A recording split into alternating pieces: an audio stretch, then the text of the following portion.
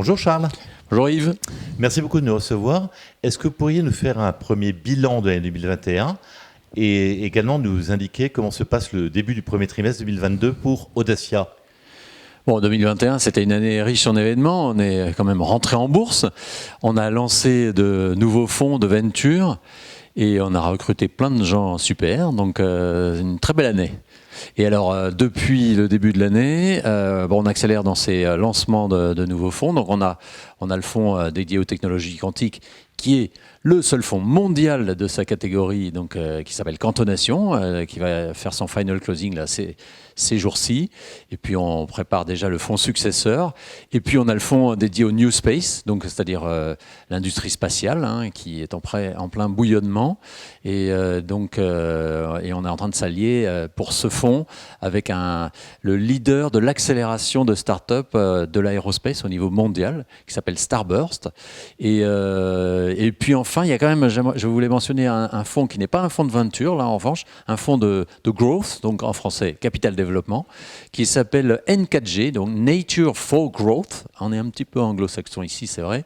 Et c'est un fonds dédié à la transition alimentaire durable. Donc c'est toutes nos industries agroalimentaires, agri-alimentaires européennes qui doivent accélérer leur transformation vers la haute valeur environnementale. Donc c'est un fonds avec une équipe dédiée qui est tout à fait important pour la transition climatique qui évidemment est un des enjeux majeurs du XXIe siècle.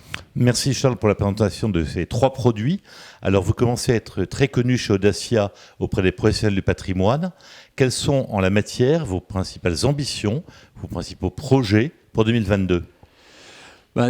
C'est toujours, moi il y a un sujet qui me tient à cœur, c'est la démocratisation du private equity vers les épargnants individuels. Donc ils ont la possibilité d'en faire à travers Audacia qui est coté en bourse, mais ce qui m'intéresse aussi c'est de retailiser, de faire en sorte que nos fonds qui sont réservés aux professionnels soient plus accessibles aux épargnants individuels. Donc on travaille là-dessus, soit avec des feeders, soit avec des fonds de fonds, et c'est un enjeu là aussi très important et qui sera où on fera des annonces intéressantes en 2022.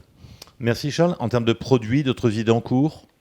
Il y a toujours quelque chose qui se passe chez Audacia. Donc il y a un fonds qui va être monté et qui est encore en cours de lancement. J'ai déjà recruté 2 personnes pour